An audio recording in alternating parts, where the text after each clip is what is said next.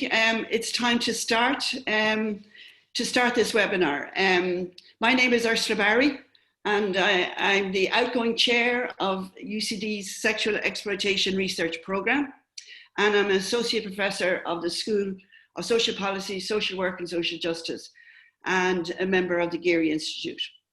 So I would like to start by welcoming everybody to the launch of this important research carried out by Dr. Monica O'Connor and Ruth Breslin. Shifting the Burden of Criminality, an analysis of the Irish sex trade in the context of prostitution law reform. I would like to particularly welcome those who have joined us from internationally, from the UK, from all over Europe, from the US, from South Africa. You're all very welcome. It makes it a special occasion for us. So by way of introduction, I would like to highlight the recent developments in legislation in Ireland that acts as a context for this research. Ruth, if you could put the slides down, Ruth. So the Criminal Law of Sexual Offences Act was enacted in 2017. It includes an offence in Part 4, criminalising any person who purchases or attempt to purchase sexual activity from another person. It was an amendment to an older legislation, 1993 legislation, which were related to the selling of sex on the streets. And this now ensures, this new legislation ensures that those exploited in prostitution are decriminalised. And that's a hugely important factor of the legislation, which is not often highlighted. A review of the 2017 Act is currently being undertaken by the Department of Justice, and this research will feed into that review. The research was carried out in 2020, over 2020, by SERP, by Dr. Monica O'Connor and Ruth Breslin, a highly experienced research team. And one of the features of Monica and Ruth as a team is the unique levels of trust that they establish among women, among service providers, and among the key stakeholders. The research was guided by the principle that the sex trade is harmful to the physical and mental well-being of those selling sex, and that it is driven by poverty, inequality, and addiction. Another important, significant feature of this research is that it's based on original data, and it generates significant evidence base for the process of review of the legislation and to our overall understanding of the way in which prostitution and criminality works in Ireland. It explores the experience of women in prostitution, the involvement of organised criminality, the operation of the sex trade, and policing and legislative responses in Ireland. So I would now like to introduce you to the researchers. Firstly, we'll hear from Dr. Monica O'Connor, who has worked in the area of violence against women for over 30 years as a practitioner, policy analysis, and researcher. Monica is the author of The Sex Economy 2018, published by Agenda Publishing as part of their Gender Economy series. And she's a co-author of numerous publications on violence against women. Monica was co-author of the first major study of the sex trade in Ireland, Globalisation, Sex Trafficking and Prostitution, the Experience of Migrant Women in Ireland, published by the Immigrant Council of Ireland in 2009. In 2014, she was awarded a doctorate for her research on the issues of consent, agency and harm in the lives of women in prostitution in Ireland and women trafficked to Ireland for the purposes of sexual exploitation. So we could have no better person to lead the research team today. We're also going to hear from Ruth Breslin, who has over 20 years of research experience in both NGO and academic settings. Ruth is a graduate of Trinity College Dublin with a degree in Sociology and Social Policy and of the London School of Economics, where she graduated with an MSc, specialising in social research methods. Ruth worked as a researcher for 3 years for the highly regarded Child and Women Abuse Studies Unit at the London Metropolitan University with Professor Liz Kelly. Ruth was the research manager for EVES on the first ever national study on women exiting prostitution in the UK, On a return to Ireland, Ruth spent almost 5 years working for Ruhama, the frontline agency working with women in prostitution. Ruth was involved in designing and undertaking research to gather professional views on how to reach vulnerable women and girls involved in Ireland's sex trade. Monica and Ruth constitute the core research unit of the Sexual Exploitation Research Programme. And I would now like to hand over to both Monica and Ruth. Thank you, Ursula. Good morning. As Ursula said, what we've tried to do in this research is provide a very comprehensive view and a perspective in relation to the commercial sex trade in Ireland in the context of the law. So in many ways, all we'd be able to do in this short period of time is give you some idea of the main findings of the report and recommendations. And obviously the report will be available immediately following the webinar. So Ruth. So in order to get that view very quickly, we tried to look at a whole period of time, 2 years before the law reform and 2 years after it. So with the support of Ruhama and the Women's Health Service, we have analysed 4 years of data. We've detailed case studies. We've looked at the user records of 144 women who are currently in prostitution, particularly in relation to their experience of the law and the Gardaí, the police service in Ireland. We have interviews, and we have specifically interviews with the Garda National Protection Services Bureau, which is responsible for prostitution and trafficking, and we'll talk about that later. Any view of the modern sex trade needs to include advertising and the sites that advertise women and girls, because they are profiting immensely from the sexual exploitation of women and girls in the trade. They also have reviews posted by buyers reviewing the women that they have bought sexual access to, and Ruth will be analysing that later. We've official crime statistics, and we're looking at Garda actions against sex buyers, organisers, and also violent assaults against women in this very violent industry. So who are the women? And I suppose the Irish sex trade in many ways reflects a global perspective, as in all countries. It is a highly gendered trade, it is increasingly racialised, and it's linked to insecure immigration status. So in Ireland, the vast majority of women since the early 2000s are migrant women, young migrant women who have come to Ireland and are being exploited in the Irish sex trade. The top countries across those 4 years, as you can see here, are Nigeria, Brazil, Romania, Spain, Hungary, and Zimbabwe. What has been interesting is an increasing number, and we're seeing this all over Europe, of young women being pimped and trafficked from the new member states of the European Union, particularly from Central Europe. Sadly, there is a lot of evidence that women have very little English, when they arrive here, and are very easily controlled within the trade. Of course, the age profile is young. Youth is a prime asset within this trade, as seen by pimps. And so even though the advertising age starts at 18, we are very well aware of minors within the trade. Okay. Just one other thing on that, though. This is fine. This map is one map of 1 year produced by Ruhama, and it just gives you some indicator of where women are coming from. There are 41 countries in this map, all coming to that small island, Ireland. And as I said, in all of those countries, it is regions and impoverished areas that recruiters, they're fertile grounds for exploitation of girls and women. In relation to Irish women who are still in the trade, we will come to that later, there are a minority within indoor prostitution, very small number, but women on the streets, there's still a drug addicted Irish group of young vulnerable women on the streets. But generally, the trade is depending on this mobility. It's depending on globalization, migration, poverty, to bring women as the supply into the trade. So where are women? you know, in a legalized environment like in Germany, you will see mega brothels, you will see large, obvious, visible brothels. But in Ireland, generally, we're talking about private apartments. So multiple apartments in every town and every village in Ireland.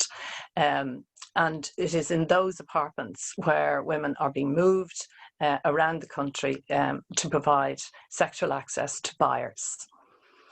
What is interesting, I suppose, as well, is we're seeing on the sites that you can have call-outs to the buyer's home. So the buyer can go online and he can have a woman delivered to his door, also to hotels. But primarily it's apartment blocks. On average, we're often asked about the numbers. We still estimate that there's probably between 800 and 1,000 women in any given year. Certainly there's over 300 women Ruhama provided services to last year. The Women's Health Service provided to over 250 women. So it's huge numbers. Escort Ireland advertised over 650 women on a daily basis. One thing we did find in this research is that women are presenting to the clinic with no fixed abode as after their name, NFA, which is very worrying because women are highly mobile, moving around the apartments, living in the apartments that they are being exploited in. So they have no actual home. So as I say in the last point, prostitution in many ways for migrant women coming to Ireland is all consuming. They are involved and embedded within prostitution as their life. Every woman in prostitution is subjected to multiple unwanted sexual acts by buyers. And I think we have to remember that's what prostitution sex is. It is buying sexual access to vulnerable people in terms of gaining sexual gratification. We will have, in relation to that, just to mention, we have done another study which will detail the sexual and reproductive health impacts of prostitution sex on women with the Women's Health Service, and we hope to publish that in the new year. So in relation to entry routes, as I said, in general, poverty is the common factor, but there are multiple other factors that in a way coalesce and converge as what Reid calls pathways of vulnerability. So extreme adversity in childhood, and in particular child sexual abuse, can interconnect and overlap with socioeconomic structures like poverty and gender equality.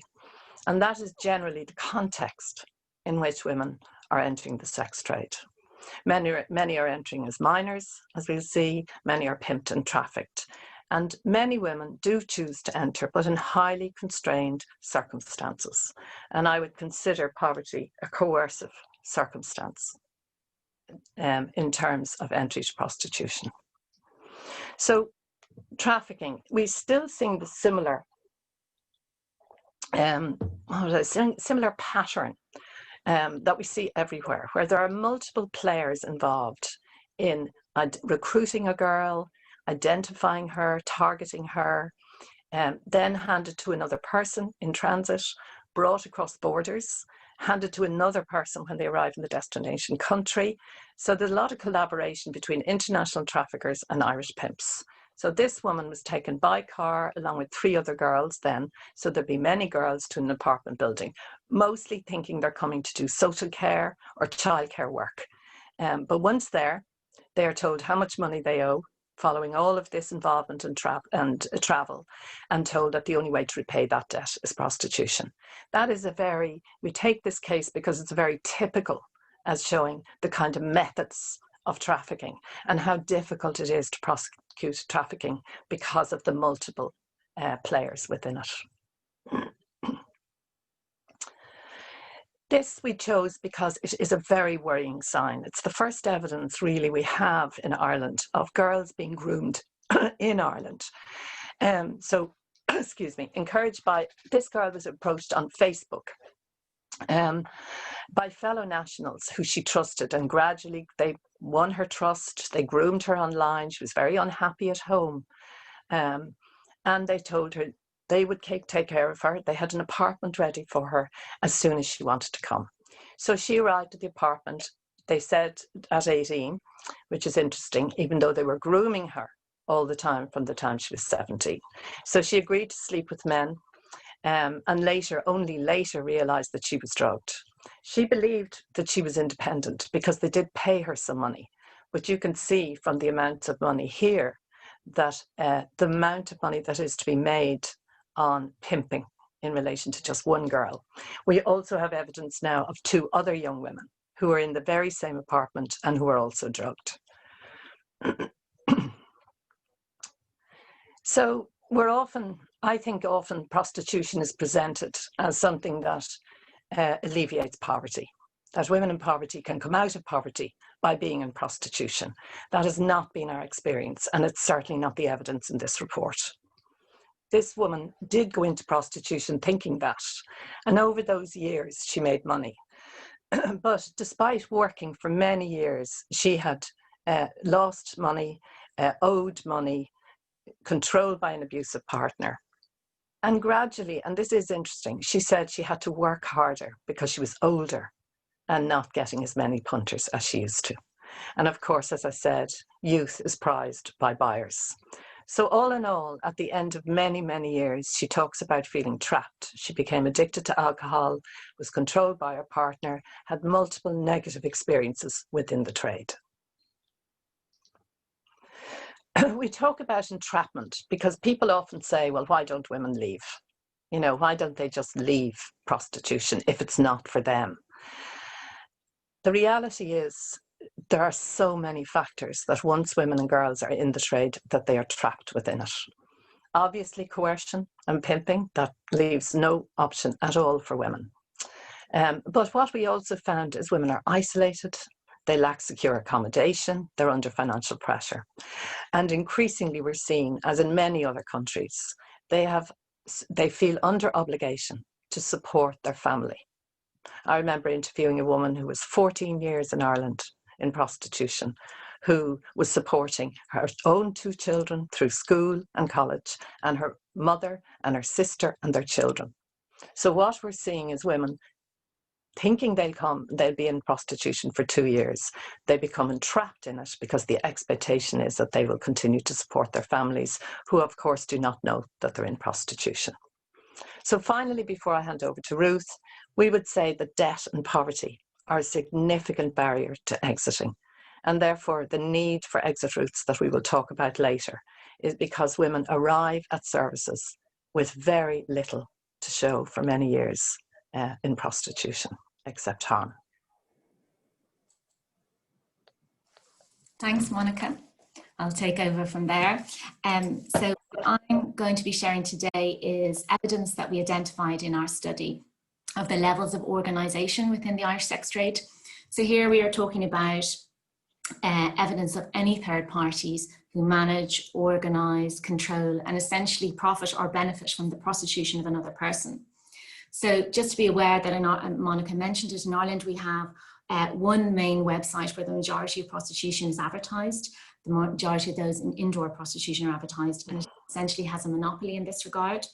And women are always advertised on that site as independent escorts. Each one of them is presented individually as an independent escort. And our study really reveals that many of them are not so independent, or at least not as independent as the site would like you to think. So one of the things that we picked up a lot in the study is the organised movement of women around the country, the organised movement of women. And that very much kind of ties into what the buyers demand. I think Monica may have mentioned this, that buyers are very focused on this idea of new girls. They want to see fresh faces. They don't necessarily always want to return to the same woman every time.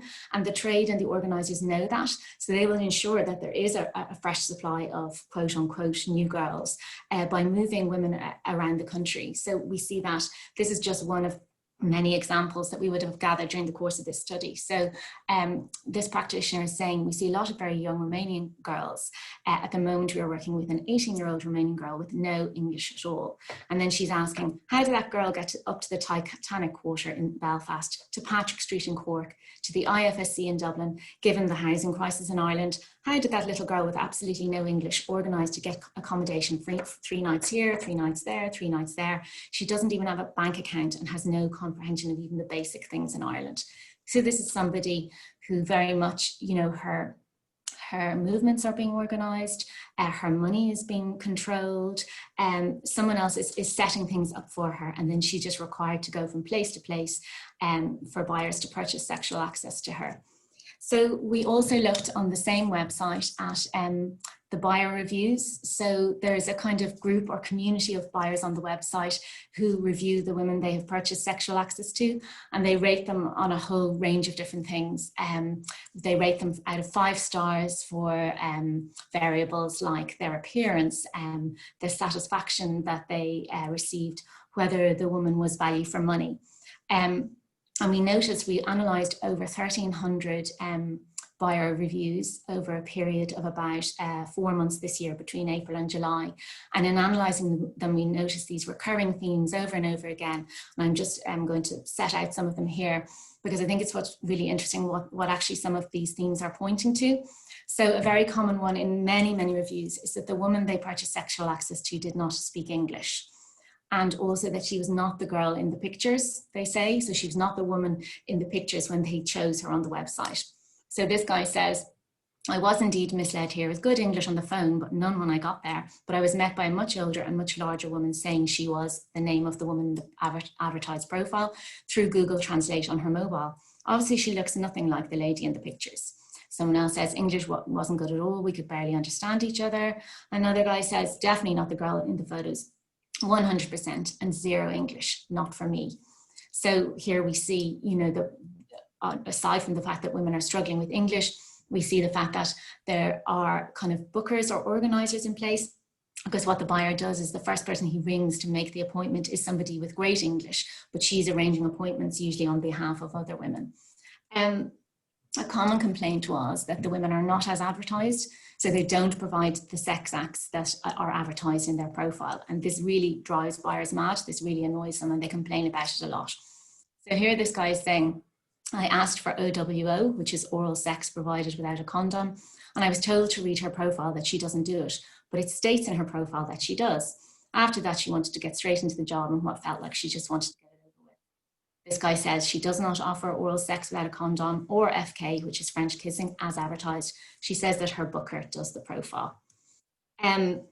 Another a theme that came up recurring over and over was the fact that women were, well, the buyers describe them as very busy, but there is a real sense here of women who are under a lot of pressure to see as many buyers as possible and to have a high turnover of buyers.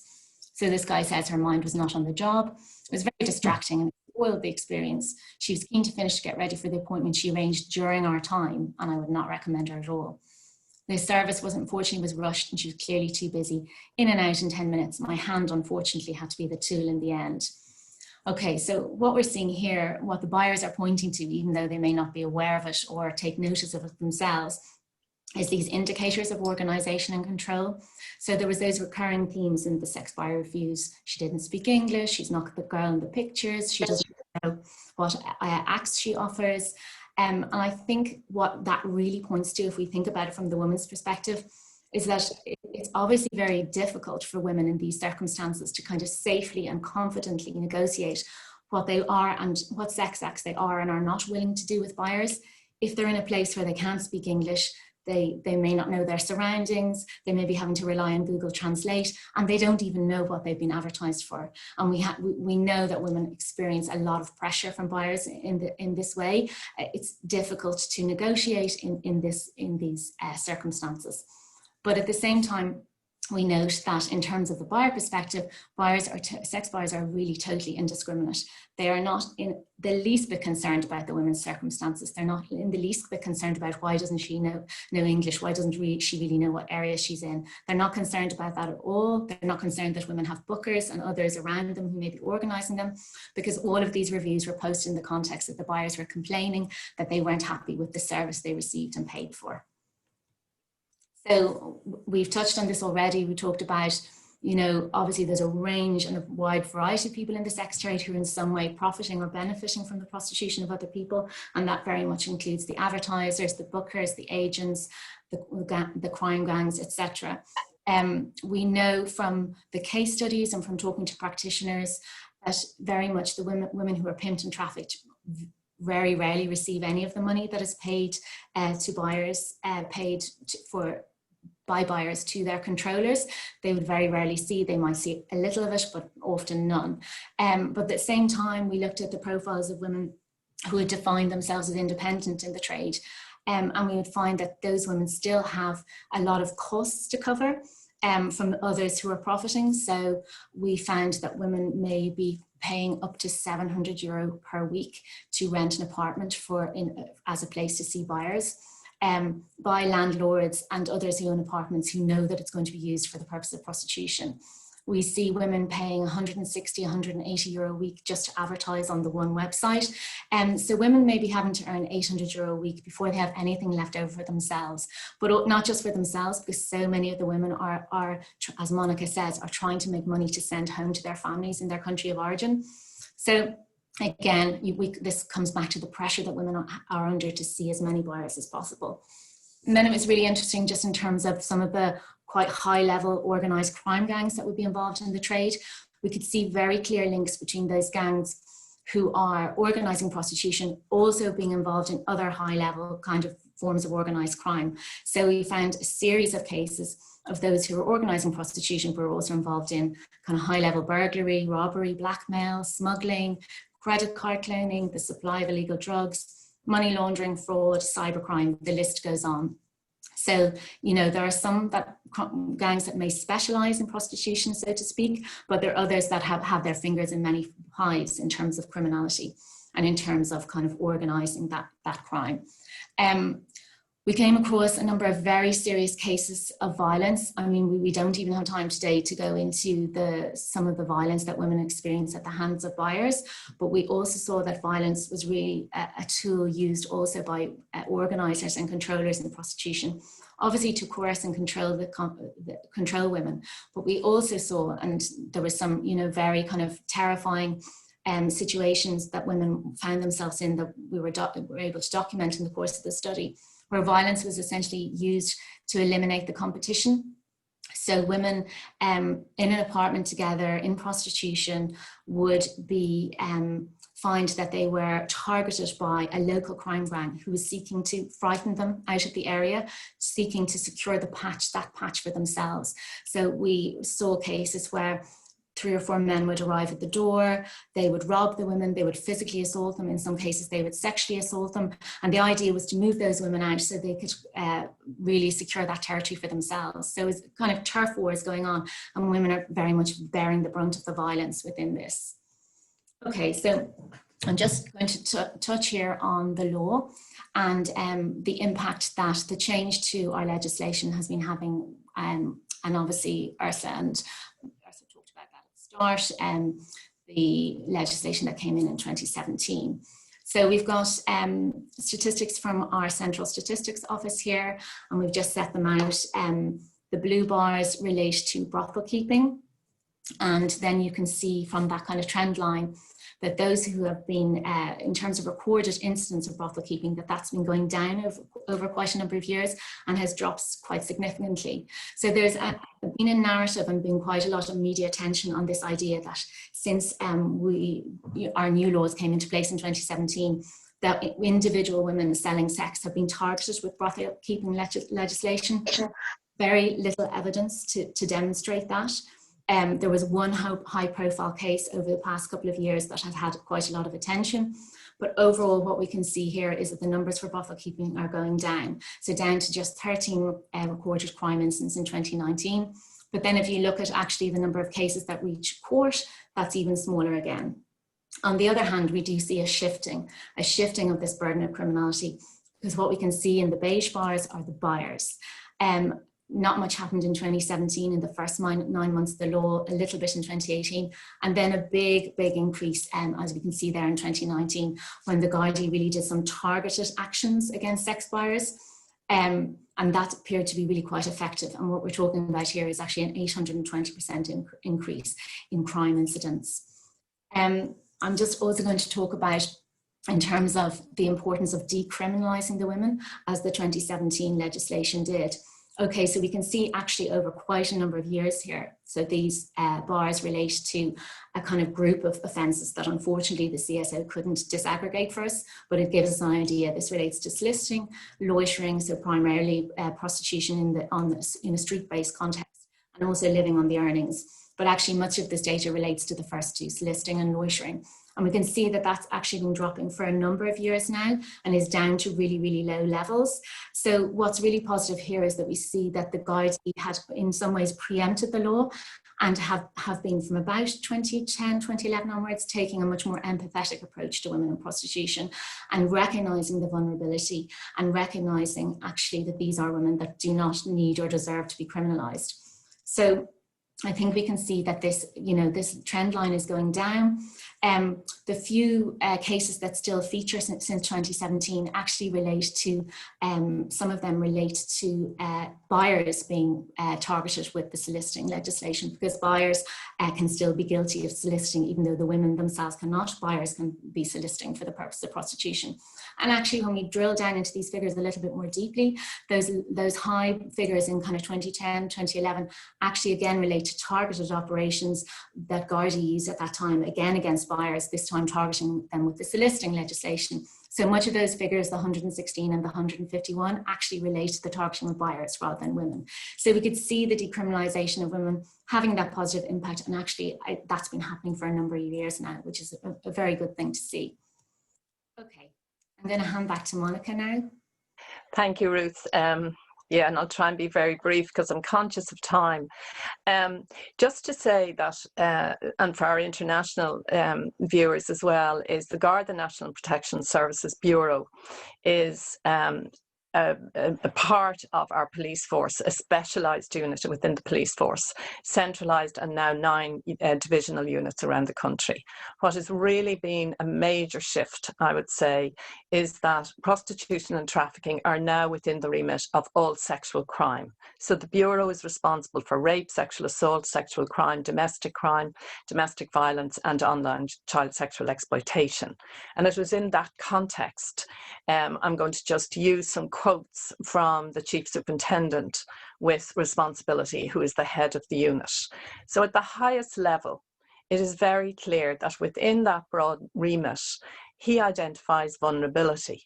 The gaze has shifted from seeing, historically, it was women on the streets who were seen as criminals and who are the focus of law enforcement.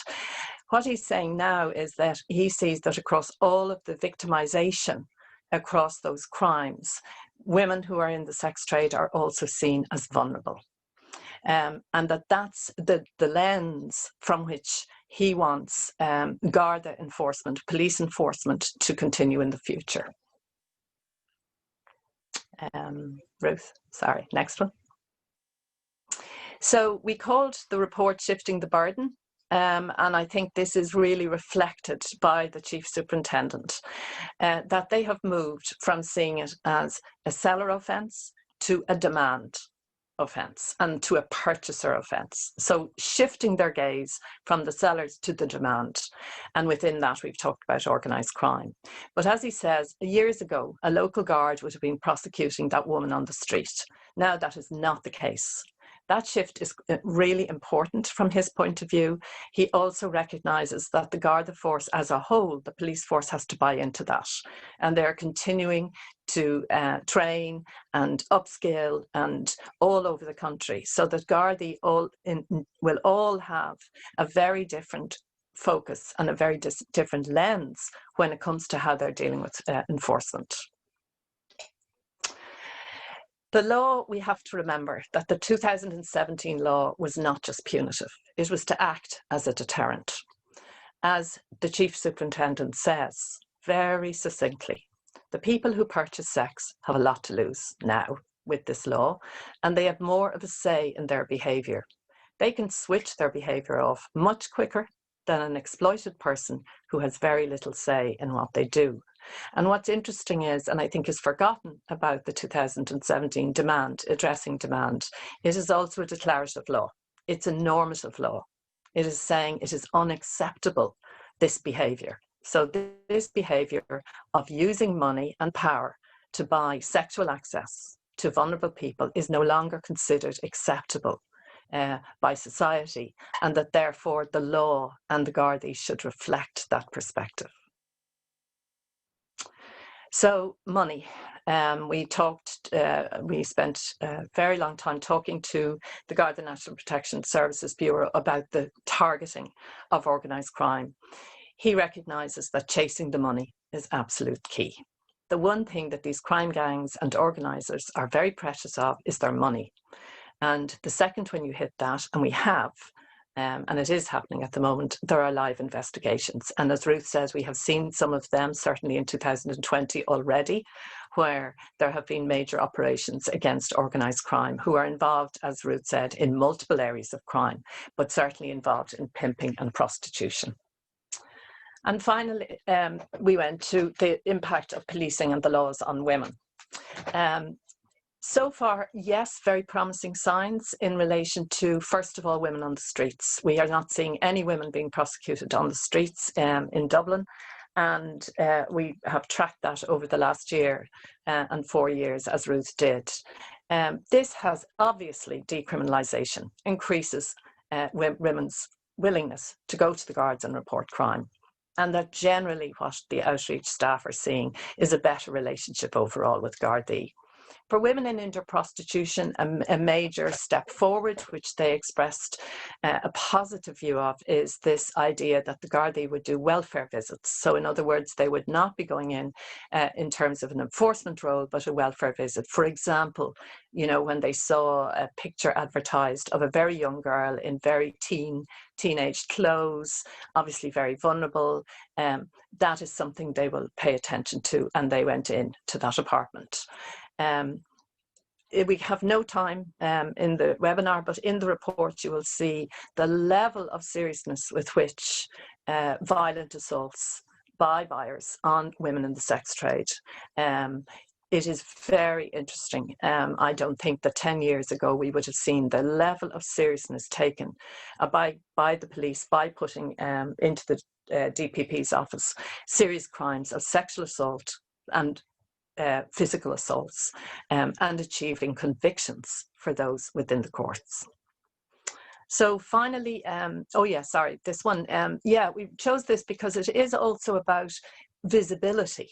So on the streets one night, this is an example, it was the women can see how the guards are behaving, and that gives them a very different view of reporting the violent crimes that are consistently done, they are subjected to.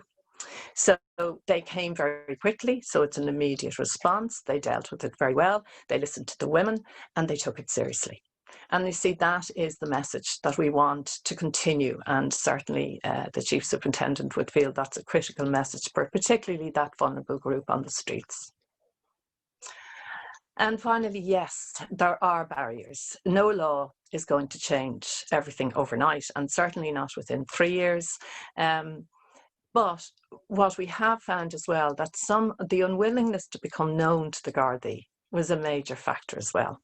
So women do not want to be known, do not want it recorded that they're involved in prostitution.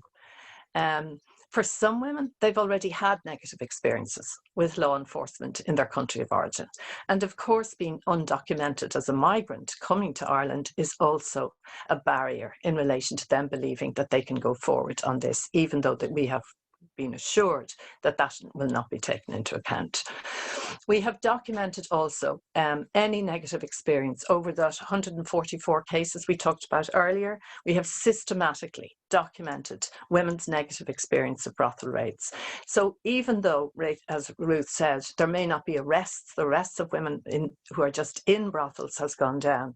It is disruptive, it can be upsetting, it is distressing for women, and we are calling, as you can see in the recommendations, we will be looking for national guidelines, in particularly distinguishing between women who are in a brothel and those who are organising, for example, have 3 apartments and are organising girls and women. The conclusion, I leave the words to our Chief Superintendent, because this is who we need. I suppose this is what we need to see if the spirit of the 2017 legislation is to be fully enforced. We've shifted our gaze away from women. We recognise vulnerability and we are looking at demand.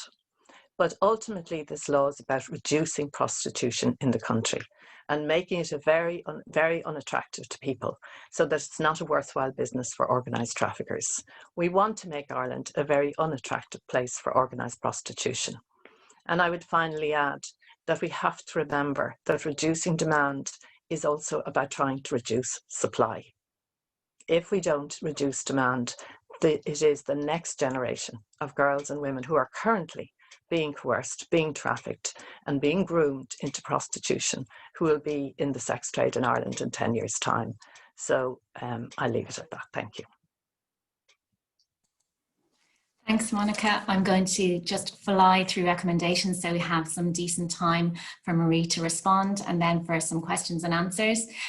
So we had recommendations in a number of areas, law enforcement and justice, holistic support, and also awareness raising and kind of further monitoring and research.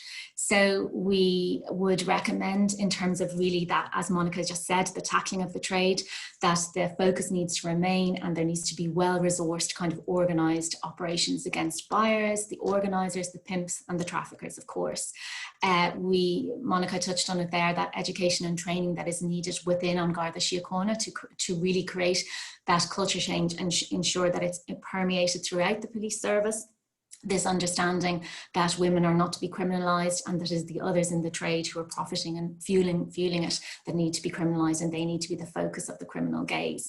And just as Monica said, and this is a really important one, those national guidelines for brothel raids, we think that national guidelines would ideally be put in place here to ensure that, you know, women's lives, the impact on women's lives in terms of those raids can be minimised. You know, it's disruptive, women's possessions are seized and they don't know when they'll be returned. So we think some guidelines for good practice in that area, much as the Gardaí will say they need to retain that legislation in order to be able to go into brothels and find out what's going on there and look for organised crime. Again, just guidelines to be very clear that this is not about targeting individual women in prostitution.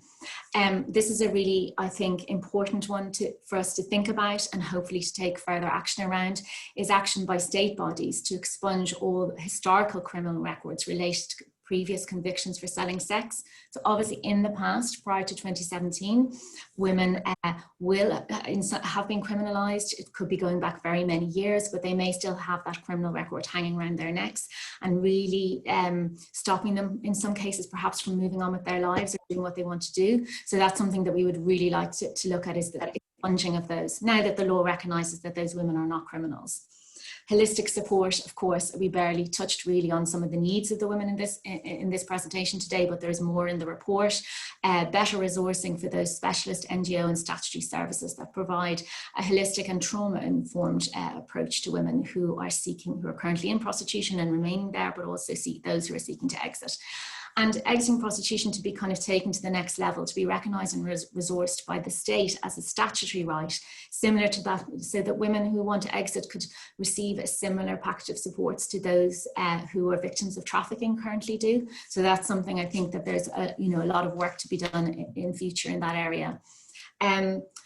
Public and targeted awareness, that's always essential when you change legislation, to let those who are directly affected by it know that the legislation has changed. So for buyers to know that what they're doing is illegal, for women in prostitution to know that they're no longer criminalised, but also then to have, again, as Monica said, the normative and declarative purpose of the law is so important. So ensuring that through focusing on young people and broader public awareness. So monitoring and research, I think we probably need to continue to really watch and monitor the implementation of this Act and make sure that the shifts we're starting to see in the right direction continue and grow. Improvements in the way in prostitution offences are recorded, because it was really difficult to drill down into some of those statistics because some of them are a bit nebulous. And of course, because we are a research programme, of course, we would recommend further research in this area, and we identify a number of key areas in the report around mental health, around racialised systems of exploitation in the sex trade in Ireland, and around documenting what represents good practice in terms of the provision of exiting supports. Okay, I'm going to stop there. Thank you all so much. There are really a whole host of people that were involved in making this study happen, and everyone was absolutely fantastic. And if you go to read the full report, hopefully you'll see your name in the acknowledgements. And thank you also to Adam and Jerry, who were too modest to be in the acknowledgements, but thanks to you, you've been fantastic. And just to say that later this afternoon, the full report and the executive summary will be on the UCD Geary website, and you can also find us doing a little bit there on Twitter as well. So thank you. I'm going to hand back now to Ursula. Thank you so much, Ruth and Monica, for such a comprehensive review of the research, and hugely insightful. With the, I suppose one of the things that was so powerful in this presentation was to hear the situations and the voices of women themselves, as well as the stakeholders and frontline providers. So that's hugely welcome. And then everybody will have a chance to see the detail of the report, as Ruth said, when it'll be up on the website later on. I should have said earlier on, and a number of people have picked that up already, is that there is an opportunity to type in a question that you might want to ask, and I will put those questions to the panelists later on. Now I want to turn to Dr. Marie Keenan, who's a really good colleague of ours, and Marie is going to act as a respondent, our first respondent, if you like, and to share her response with us to the report. Marie is an associate professor at the School of Social Policy, Social Work and Social Justice, and is the incoming chair of the Sexual Exploitation Research Programme. She is a member of the Gender-Based Violence Working Group of the European Forum for Restorative Justice. She has served on several statutory boards and professional bodies in Ireland, and she is recognised internationally as a leading scholar on child sexual abuse of the Catholic Church, social and therapeutic responses to sexual crime, and restorative justice after sexual violence and other serious crimes. Marie is a wholly appropriate person to act as a respondent for this research. Okay. Thank you, Ursula, and thank you, Ruth, and thank you, Monica. When one is asked to respond to a study such as this, or to any study indeed, to evaluate research, if you like, one has to ask oneself, is the methodology up to speed, all those things. But beyond that, one asks, is this meaningful? Is it intelligible? Does it make sense? Even if it's quite challenging. And so what I'm going to say by way of response is guided by my answer in relation on those questions in relation to this report, which is yes, I believe it to be true. I believe it to be a true reflection on the state of the sex industry. And I believe the research to be robust and well executed. So a couple of thoughts that struck me when I read the report. I was absolutely struck by the push factors, that the structural factors and the interpersonal factors that push women and girls and trans women into this industry. The impact of poverty, unemployment, the challenges of lone parenthood, the extreme childhood adversity. And this reflects on us all. And so I'm delighted to see the recommendations in this report for the support and enhancement for the NGOs and statutory services to help women to exit prostitution. And I'm also delighted to see the recommendation for state bodies to expunge the historical criminal records of women who have had convictions for selling sex. But I think maybe there's a bit more we need to do also, which is there is a need for cross departments to read this report very thoroughly.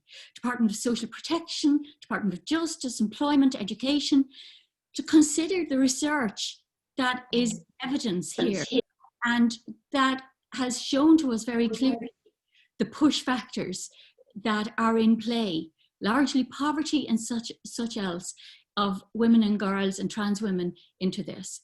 This reflects on us all, and I think that we need to very seriously consider cross-departmentally these push factors and respond accordingly. Secondly, I'm struck by the harm of prostitution for the women's lives and trans women's lives and girls' lives that were reported in the pages of this. I didn't hear of any experiences in this research that resonated with the depiction of prostitution in Pretty Women. No Richard Gere showed up here for me when I read this study. What I heard is about harm, violence, coercion, expectation, demand for girlfriend experiences, and so on. And the rating and ranking of the women who are distressed in response to these encounters as mechanical or distant. The dehumanization and entrapment just jumped out at me through this study. So my response to that, I'm absolutely persuaded by the evidence presented in this study today of the absolute commitment on the part of An Garda Síochána and the Garda National Protection Services Bureau to the safety and welfare of persons in prostitution, and on their right to access to justice for crimes committed against them. This is evident for me, not only in the statements made on behalf of the Garda National Protection Services Bureau, but also in the statistics and evidence presented. Whilst I'm also happy that I see that the Gardaí, as well as the researchers, accept that more needs to be done to ensure the shift in the Garda approach to people in prostitution, from prosecution to welfare, safety and justice.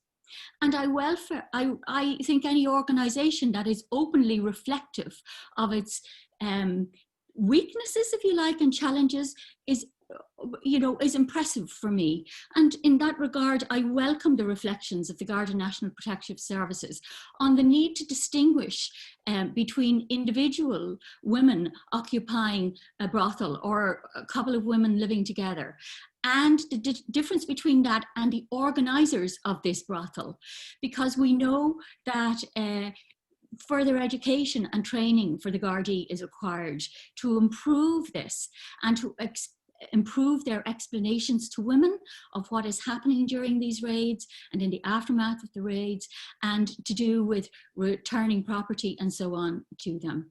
I'm delighted to see this reflective part of the Garda response to this as they participated in the study. I need no persuading on the basis of the evidence in this report and my own clinical and research experience of the need for the continuation of the brothel keeping legislation. I believe that the Gardaí continue to need these powers. I also am absolutely persuaded by the evidence that's presented in this study, but I know that's hinted to a broader domain of, if you like, criminal life, of the extent of the organised crime at the heart of this industry. And I'm supportive of An Garda Síochána having the necessary powers and resources available to them to tackle this problem of organised crime as it plays out and shows up in relation to women, and trans women and girls in prostitution. I'm interested in the buyers, and I think that maybe we also need to do more research on those buyers. Given the extent of the problem, I'm sure that there are buyers in our midst. We must have them everywhere. And I think that we need to shine a light into that corner of the industry too. I think that we are very clear from all the research presented in this study and in others that demand fuels the industry. I'm interested in those stories. Finally, I wholeheartedly welcome this research. It is brave. It is challenging. It is challenging for us all. It asks us to stop and to continue to consider the plight of women trans women and girls in this industry. Unlike Ireland's past, when we could plead innocence or ignorance of what was happening to women and children in mother and baby homes, in Magdalen laundries, in the industrial and reformatory schools, when as a collective we could say, we didn't know. We cannot say this anymore in relation to what's happening to women and trans women and children, young girls in the sex industry. We know, based on this report and others, what is happening to women in this industry, in the sex industry in Ireland. We cannot unknow the findings of this report and the findings of this research. What we have to do now is to continue to work together to shift the burden of criminality. Thank you. Thank you. Thank you, Marie, for your considered reflections, and you really put a huge amount of thought into this, and it's really appreciated. And I think it helps to create a framework for the discussion based on the question and answers. So we had a lot of responses online into the webinar, asking different questions or making different comments. There's a couple of things that are kind of technical, and I'd like to deal with them first. And either Ruth or Monica, you can choose to respond to them. A couple of questions came in around the age and the proportion of those that were involved in this research that were under 18, and how about that. Another one technical question that came up was, did the research cross over into Northern Ireland? So you might want to answer that. Another technical question was whether Dublin Airport is involved at all in the as an agency that has a role in terms of trafficking, I suppose, in particular, of people into the country. And a number of questions were asked around confidentiality. The question as to whether the women consented to their case histories being used, and how many women were interviewed or were part of this research process, and were there women currently involved in prostitution, or in the case of this comment in sex work, were currently involved, were they interviewed, or were they part of the research? So those are just a couple of technical things that we could get out of the way first, I think. That's a lot. Going to Northern Ireland, I think you could go in first. Okay, I'll just go backwards a bit in relation to linking the child and Dublin Airport and trafficking and coercion and entry factors. I mean, I've been researching the sex trade now for since 2007. Yes, we know that girls are in the trade, but increasingly we do think that pimps and traffickers are clever. So many of the girls and women I've interviewed were 16, 14, 15, 16 on their entry route into prostitution, but they were not visible in the Irish market. So they were in Germany, they were in Romania, wherever. And then at 18, they were moved in here. And I think pimps and traffickers watch age of consent. I think they watch the monitoring of children. That's not to say they weren't some girls and women. Certainly on the streets, we see two of the women I interviewed a couple of years ago, they were 14 and 15 when they were on the streets. But pimps and traffickers, I think they are ahead of us all the time in relation to age. And like that case we even talked about in this research, where the Gardaí went in and found this girl. She had her birth certificate of 18. So it is worrying, and you see this in legalized regimes, where the girl is presenting to the legal sector at 18, but in fact has been groomed and coerced and brought into the trade.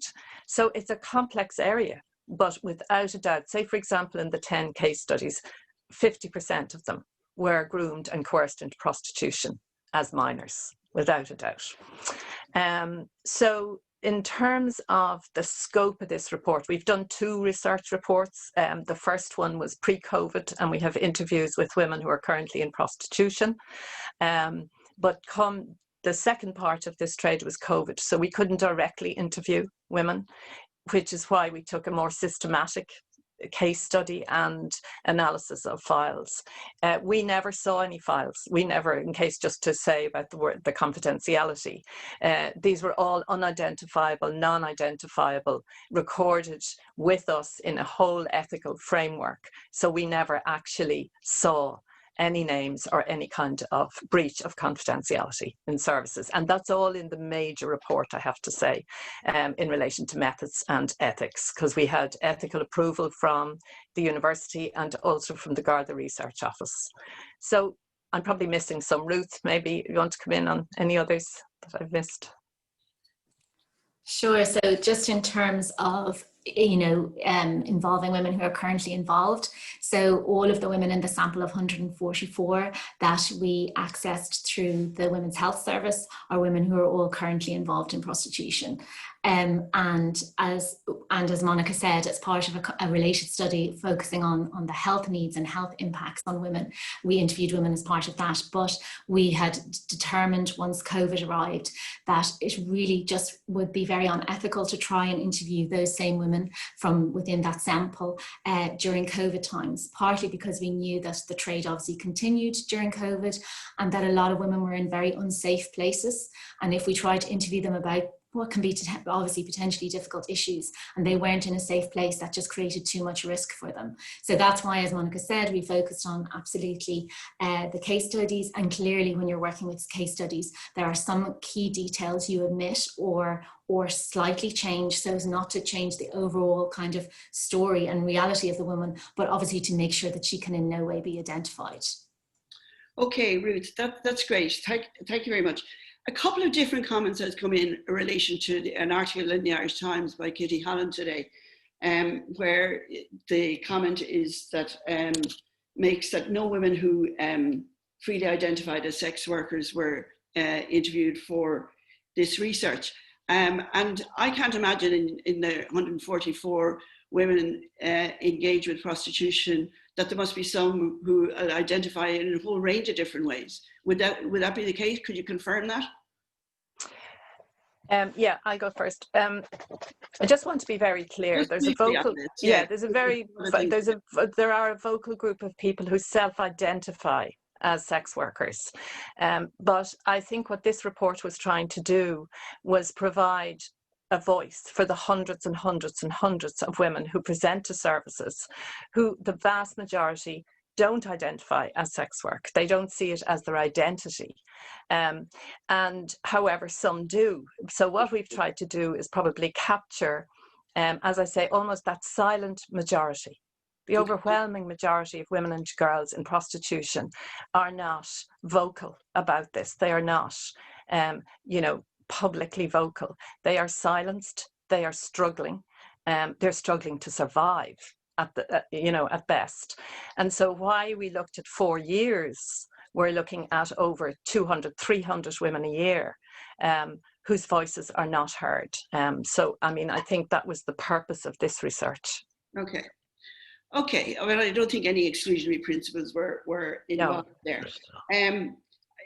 Another thing that came up and is that the focus of the research was on women working in prostitution. And what about men who may have specific needs? Or what about the transgender community that may have specific needs also?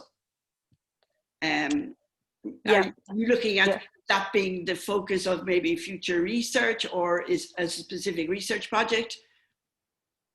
Okay, so the global Irish sex trade reflects a global perspective that you're probably 95% women and girls. It is a highly gendered trade, with about a 5 to 6% maybe of trans women within the trade and some young men.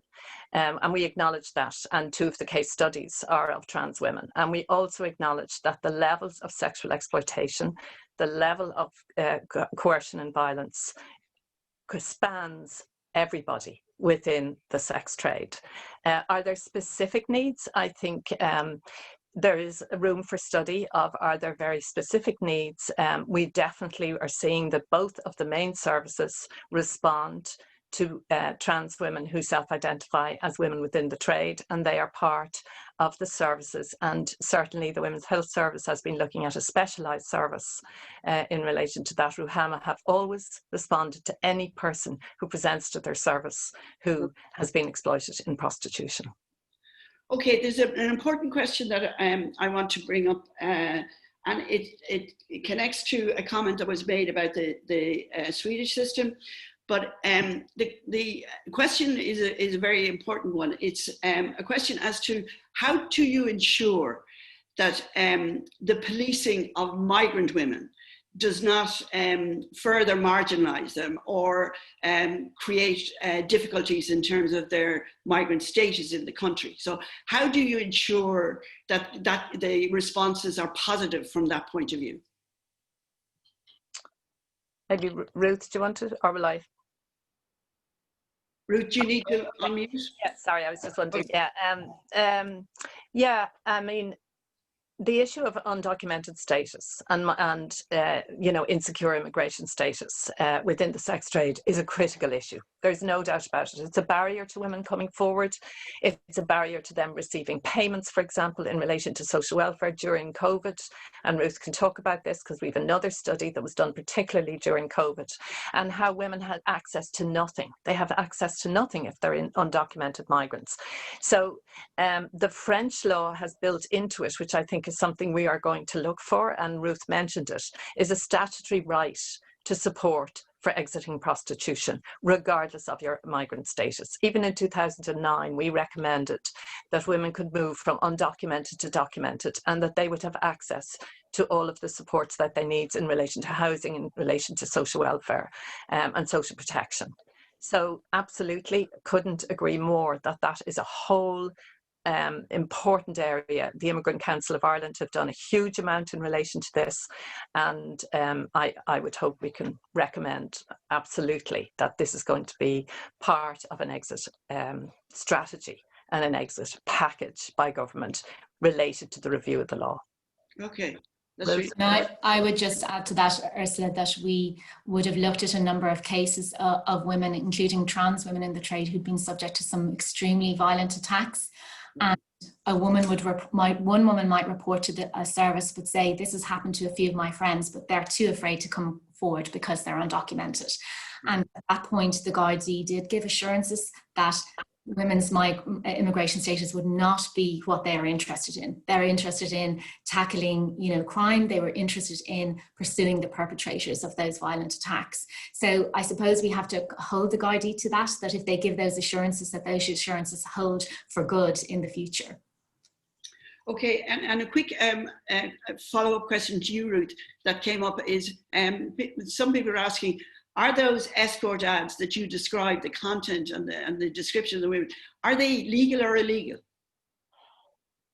Yeah, great question. So, you know, sometimes people would say that laws that perhaps criminalise buyers drive prostitution underground. And I mean, it's kind of funny to even think of that, when with approximately 2 clicks, you can find everything that I was just talking about today. It's all on the one website, as I said, that pretty much has a monopoly. But they're clever, you know, this is the trade, they're protecting their profits. So that website is registered. So just to be clear, in terms of our legislation, it is illegal to advertise prostitution in Ireland, but all the website needs to do is locate itself somewhere else. So it's located in Spain and operates from there, and, you know, has done now, it's operated outside Ireland for a good number of years, and that's essentially the way it circumvents the law. But I'm sure there's no doubt that more can be done in this area, because pretty much most of the trade in Ireland for all to see is right there on that website. Okay, there's one final question that I'm going to put to you because I think it's a good note to maybe end on. The question is, what can the public do to support this law and its implementation in the best possible way? That's a big question. Yeah, I mean, very simply, I think it is about making it unacceptable. I think it's not just about law. Law, as I said, is declarative and it should be normative. And I think the public has a role to play in saying, we don't believe it is acceptable that someone has money and can pay for sexual consent, that they can pay for sexual access to people who would not want to have sex with them. And in the context of the Me Too movement, I was just thinking recently, we're saying that that's part of where society needs to change, where we have mutual, negotiated, healthy, respectful relationships in terms of sexuality. So I think there is a much broader movement to be had. Prostitution is at the core of what isn't consent, what is not mutually negotiated, healthy sexual relationships. So for me, I would love to see some programs and some public awareness and of course education on why this isn't an acceptable thing to have in a society that particularly says it supports gender equality.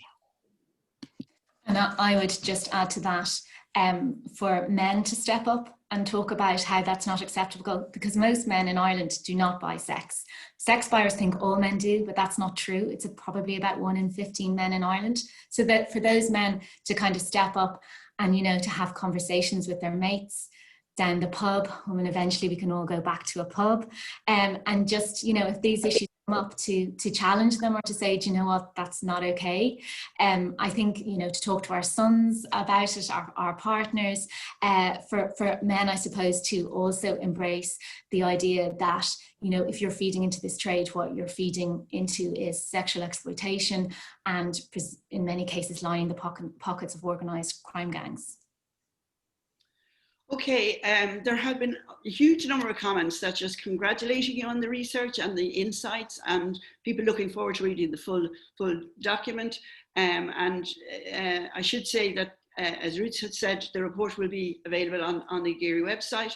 And also there was going to be a recording of this webinar itself that will also be available. I have a couple of thanks to make. Clearly, primarily to Monica and Ruth as the researchers, to Marie as a respondent.